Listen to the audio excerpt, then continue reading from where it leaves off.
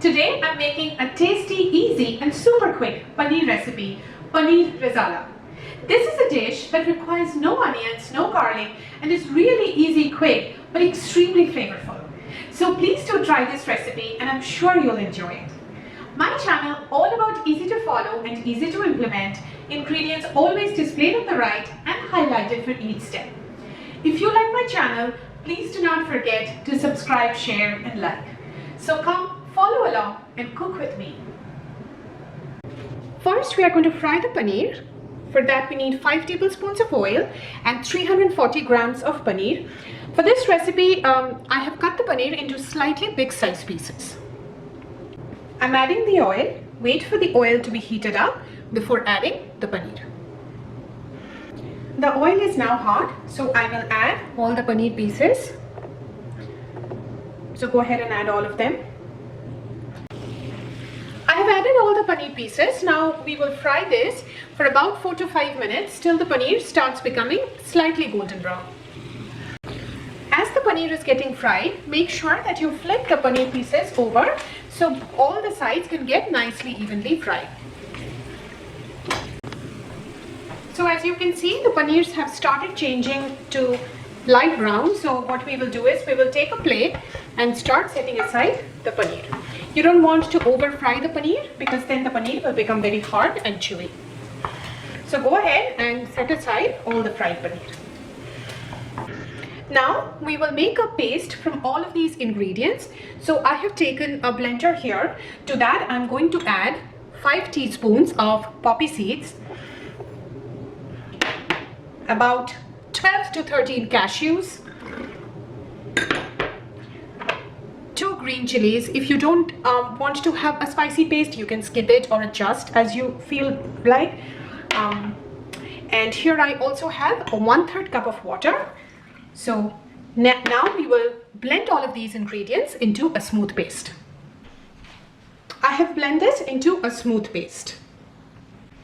Now we will make our masala. For that we need 2 Kashmiri red chilies, 2 bay leaves, 4 green cardamoms, 5 cloves, 1-inch cinnamon stick, the cashew, poppy seed and green chilies paste, 1 teaspoon of Kashmiri red chili. This is just for color, will not add any spiciness to it.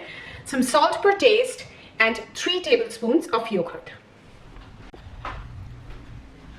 In the same oil that we had fried the paneer, we will now go ahead and add the whole spices. So the Kashmiri red chilies, bay leaf, green cardamoms, cloves and the cinnamon stick.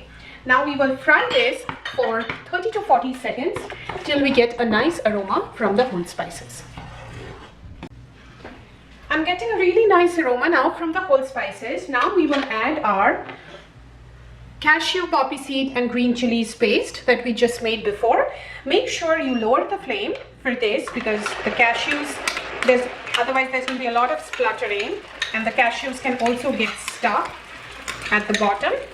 Now what we will do is we will cook this for another 2 minutes till we see that this paste is becoming clumpy, and make sure, like I said, to lower the flame so it doesn't get stuck at the bottom.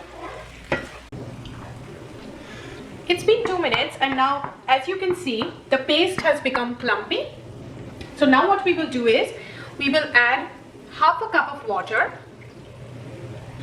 and add the Kashmiri red chili for a little bit of the color, and we will also add some salt as per taste.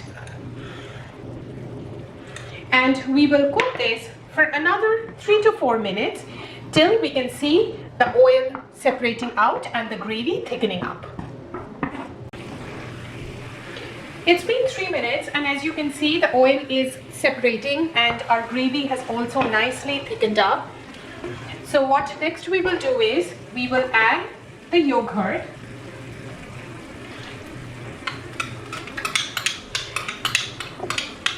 And we will cook this for another 3 to 4 minutes till we can see the oil separating out.